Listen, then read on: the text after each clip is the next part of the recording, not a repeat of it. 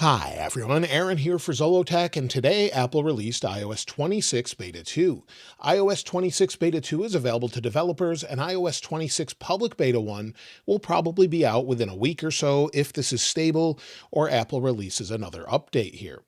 iOS 26, like I've mentioned before, drops support for iPhone XR, XS, and XS Max, but supports all other devices, and most of them have most of the features. Now, this update came in at 1.76 gigabytes on the iPhone 16 Pro Max, was about the same size on the other devices here, and along with this, Apple also released iPadOS 26 Beta 2, watchOS 26 Beta 2, along with macOS 26 Beta 2, tvOS and HomePodOS 26 Beta 2, and visionOS 26 Beta 2. Now let's go ahead and take a look at the build number and talk about what's new. So we'll go into Settings, then General, then About, and as you can see, the build number is 23A5276F. So we've come quite a ways from the U at the end and bumped up in the build number, and we have some new features, changes, and updates to talk about. The first thing has to do with the modem update, and there is a new modem update.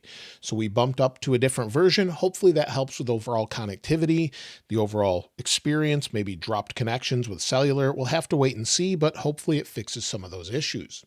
Now, the first thing they've updated as far as features or changes is they've updated liquid glass. You can see that here, where side by side on the exact same wallpaper, Beta 1 on the left, Beta 2 on the right, they've added a lot of contrast, blurred the background or sort of darkened it, and even some of the movement of the phone sort of reflects around the outside edges, helping to distinguish what's going on here. The same is true with notifications. So if you go into notifications here, you can see those here. And while I don't have a ton of notifications, you can see side by side, they've darkened it a little bit, added some contrast, and it's a little easier to read. They may continue to additionally change this in the future, but it definitely looks a little bit easier to read this time around. Now with Beta 1, we heard about a new ringtone, but there was no way to access it. They've now updated it in Beta 2 so you can hear the new ringtone. So if we go into our settings, then we go into our sound and haptics options, go down to our ringtones, we now have reflection with an alternate. If we go into alternate, you'll see alternate 1 and default. Let me turn this up, make sure you can hear it. So here's default. Here's alternate 1.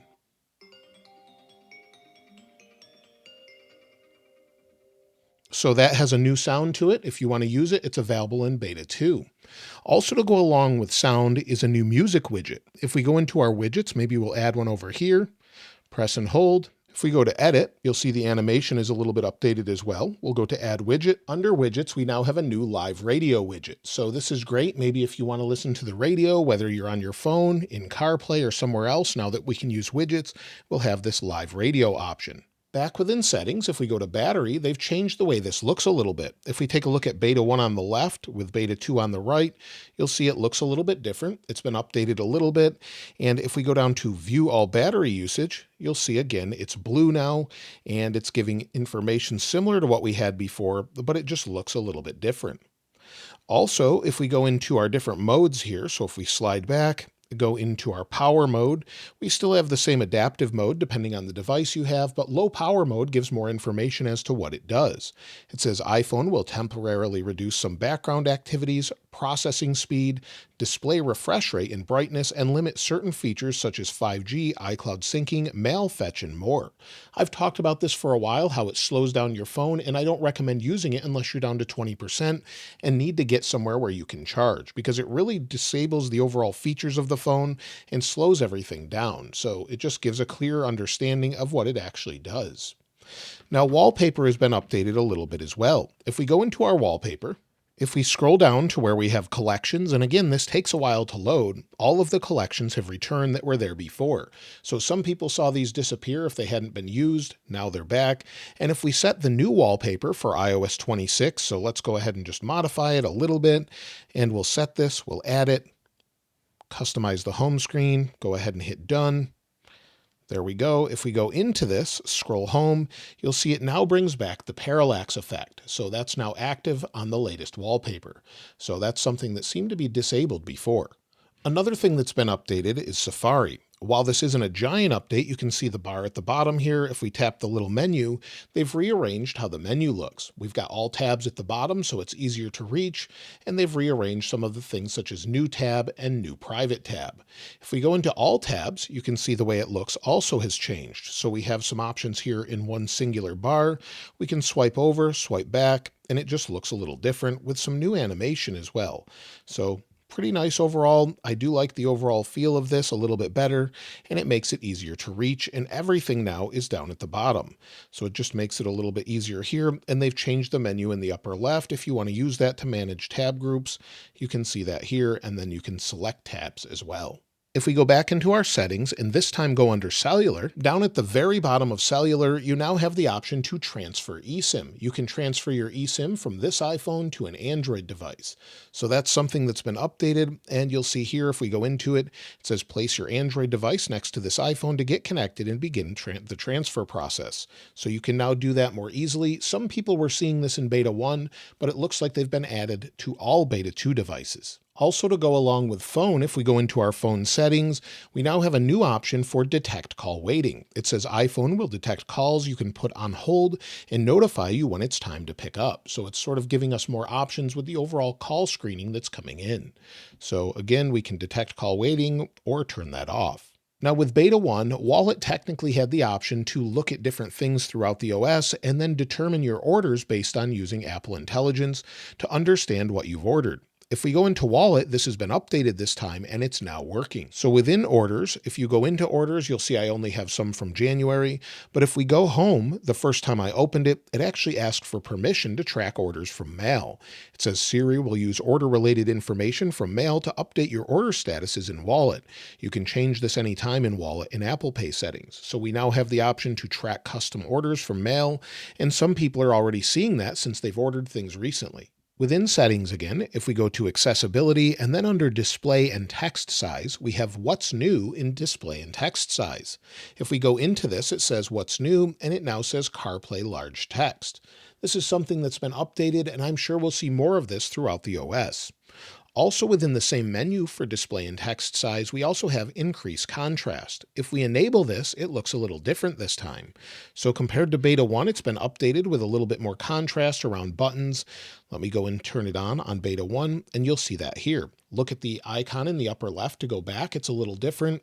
If we go into music, the same thing is true. Down at the bottom menus here, you can see that they're outlined, and it's just a little easier to see if we have liquid glass enabled. So that's something that's been updated in this version, and again goes along with that control center contrast, just making things a little bit easier to see. If we go into the Maps app, that's been updated. And you'll see on Beta 1 on the left versus Beta 2 on the right, we have a couple things here. See places you visited. This was an option from before, but it looks like it's working now. And now you'll see it says places, and we have larger icons instead of library. So it's a little bit of an update to go along with places you visited. If you'd like to use that, of course you can disable it if you don't want to. Something else that's new in iOS 26 Beta 2 is it adds a recovery mode that can help you boot your device if there are issues found. That's something new MacRumors actually posted about, and there's also a recovery assistant that will help you restore your iPhone without using a Mac or PC now. So you can see that here on MacRumors website. They have a screenshot of it. Maybe I'll reboot one of the devices and try and bring it into this mode in the future, but that's been updated in Beta 2. We also have a new test flight icon. So if we go over to test flight here, you can see the new icon compared to what we had before. On the left is Beta 1, on the right is Beta 2. So test flight is for testing different apps from developers if you want to test out their betas early, and they allow you into the beta program or you're developing your own app. ChatGPT also has a couple extra options here. If we go under Apple Intelligence within Settings, scroll down to ChatGPT. Within ChatGPT, it now shows under Advanced Capabilities that we have image limit and other requests, or we can upgrade. So it's giving more information about this if maybe we're under the limit or over the limit of image use or other requests. Also sent in by one of my viewers on my Telegram channel, they were seeing this with Beta 1 where if there's a cellular issue, you can run diagnostics. So that's something I hadn't seen before. Again, that was on Beta 1. It should function on Beta 2 as well. Now, if we go into Safari and take a look at the public-facing release notes on iOS 26 Beta 2, you'll see there's actually hundreds of updates here. There's a lot of resolved issues. If you just scroll through, you'll see some of them were from Beta 1 revision or re-release. But if we scroll a little bit further, you'll see new features under the App Store, Apple Intelligence, for example, resolved issues with Image Playground and Genmoji. Again, more known issues with AutoMix, so some of these have not been updated or changed, but others have been resolved as well, such as the TV app. And if we just scroll, you'll see there's pages and pages, or hundreds of them. So a new feature with software update, where depending on the amount of free space available, iOS might dynamically reserve update space for automatic updates to download and install successfully. That was part of Beta 1. They haven't updated that, but there's still known issues with software updates might reserve more space than necessary. So again, they're continuing to work on this, but there's lots of resolved issues in here as well. And if you're having an issue, make sure you report it in the feedback app. However, make sure you look at the notes first, and if it's already there, they're aware of it. Otherwise, report it in feedback, and typically if it's something that's obscure, they'll work with you to get it resolved. So definitely do that if you're using the beta. Now, as far as if you should install iOS 26 Beta 2, well, if you're not on Beta 1 yet, I would say probably not at this point. I would wait for the public beta, especially if you only have one device to try it on and you don't have a computer if you're having issues. However, if you're on Beta 1, I would definitely recommend installing it, trying out the next one, seeing if it's resolved any issues for you. And as far as performance, it seems like it's much smoother this time around. So going into things such as the app library, I'm also running Beta 2 on the iPhone 11, but going into things such as the app library definitely seems smoother this time around. It does need some improvement still. It still stutters throughout, but it definitely seems better. So for example, if we go into the camera here, it seems to load nice and quick. If we scroll home, go back into music, scroll here, you'll see in general it's fairly fast. Now that's the first time opening music on the iPhone 11, but overall it seems like it's responding much better than it did with Beta 1. As far as the overall heat, well, that seems improved as well. When I first installed Beta 1, it was extremely hot to the point where I had to reboot it just to make sure it wasn't too hot. And now it is warm. It's still processing, but definitely not like it was before. When it comes to battery life, well, of course, it takes time to know that for sure, but if we take a look at battery health, I'm at 100% with 240 cycles on the 16 Pro Max. And as far as actual usage, well, so far today, at least after installing this, it seems like it's a little bit better. Definitely improved a little bit. Yesterday, I only had 2 hours and 54 minutes of screen active time, 5 hours and 14 minutes of screen idle time, and used almost 100% of my battery. Today, we're at 3 hours and 42 minutes, and we've used less. So we'll have to test this over the next few days. We'll talk about it in the weekend follow-up video, so be sure to check back for that. As far as overall storage, let's go ahead and see if it's using any more storage than normal. Typically, they've been doing a little bit better with this, where it's using less storage. But if we go to General, iPhone storage on Beta 1, wait for it to load here. So with Beta 1 on the left, Beta 2 on the right, Beta 1's actually taking up more space now. Beta 2 is taking up 20.29 gigabytes. System data goes up and down as needed, so that's not really anything you have to pay attention to too much.